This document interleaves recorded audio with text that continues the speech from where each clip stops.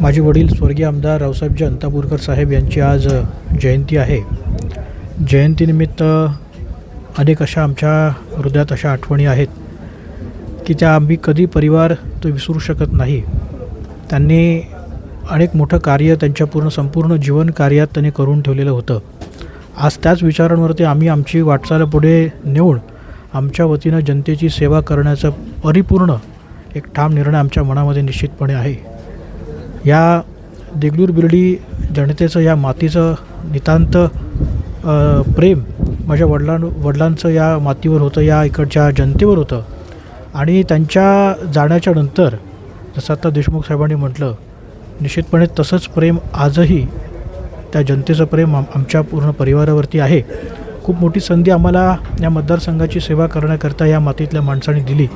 हे कधीही न विसरण्यासारखं ऋण हे आमच्यावरती कायम राहतील आणि या ऋणात राहून या जनतेची आम्ही कायम सेवा करण्याचा निर्धार ह्या जयंतीच्या निमित्ताने निश्चितपणे आम्ही या ठिकाणी घेतो आणि कुठेही कमी पडणार नाही। कमी पडल्यास ती निश्चितपणे आम्ही प्रत्येक वेळेस भरून काढण्याचा प्रयत्न करतो, कारण आमचं खऱ्या अर्थानं जे काही आहे त्या मातीतल्या माणसांची सेवा करणं आहे, ती उतराई करणं आहे आणि त्या उतराईमध्ये आम्ही नेहमी राहू इच्छितो आणि होईल तेवढं आमच्या जीवाच्या पलीकडे जाऊन ह्या मातीतल्या माणसांना जपण्याचा आम्ही निश्चितपणे कायमस्वरूपी प्रयत्न करू।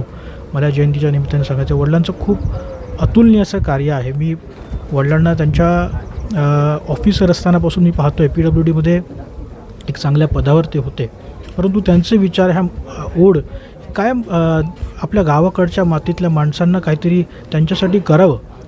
एक नेहमी ते नोकरी सोडून अनेक वेळेस आमचं महत्त्वाचे विषय मुलांचे कुटुंबाचे असतानासुद्धा ते सोडून मात्र कायमस्वरूपी ते गावाकडे जाण्याचा निर्णय विचार ते आम्हाला करताना फार त्यांच्या अधिकारी असताना त्या काळात आम्ही पाहिला।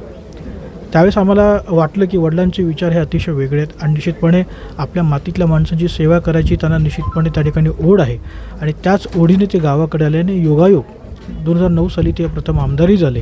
त्यांचं त्यावेळचं कार्य, त्यावेळच्या अनेक कामगारांचे प्रश्न, त्यावेळेस कारखान्यातल्या अनेक पश्चिम महाराष्ट्रातल्या कारखान्यातल्या कामगारांचे प्रश्न सोडवताना सुद्धा मी त्यांना बघितलं। त्याला विजय देखील त्यावेळेस त्यांना त्या संदर्भात त्यांना मिळवताना मी बघितलेलं आहे त्या कामगारांच्या प्रश्नाच्या संदर्भात।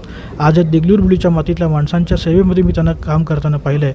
त्यामुळे हे सगळे विषय माझ्या डोळ्याच्या समोर आहेत, परिवाराच्या विषयाच्या हे सगळे विषय परिवाराच्या समोर आहेत आणि निश्चितपणे तो विचार आम्ही समोर ठेवून आम्ही निश्चितपणे ह्यापुढेही असंच कार्य करू। ह्या मातीतल्या माणसांची आज योगायोग मी सत्तेत आहे, निश्चितपणे सत्तेचा उपयोग माझ्या ह्या मातीतल्या माणसानं या भागातल्या विकासासाठी, या भागात चांगल्या सोयीसुविधा कशा येतील यासाठी माझी प्रचंड धडपड चालू आहे। मी स्वतःचा परिवाराचा कसलाही विचार न करता केवळ या मातीतल्या माणसांना काय देता येईल एवढा विचार करतो आणि तो पुढे आम्ही घेऊन जाऊ। एवढंच मला वडिलांचे जे विचार जे आहेत ते आम्ही पुढे घेऊन जाऊ एवढंच मला या ठिकाणी वाटतं आणि निश्चितपणे ते कार्य करू। वडिलांना मी या ठिकाणी अभिवादन करतो।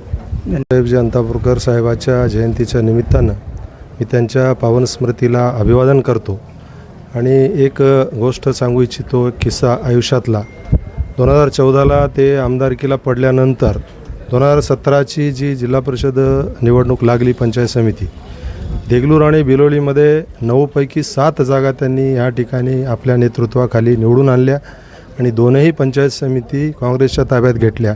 हे त्यांचं कर्तृत्व होतं आणि त्यांच्याच नेतृत्वामध्ये त्या ठिकाणी आम्हाला जिल्हा परिषदेमध्ये माझ्या सौभाग्यवतीला विजय मिळाला। त्यांचं खूप काही योगदान कार्यकर्त्यासाठी होतं, पण त्यांचं अकाली दुर्दैवी मृत्यू हे सर्व कार्यकर्त्यासाठी अतिशय त्रासदायक आणि वेदनादायी आहे। मी या पवित्र दिनी त्यांना अभिवादन करतो, थांबतो।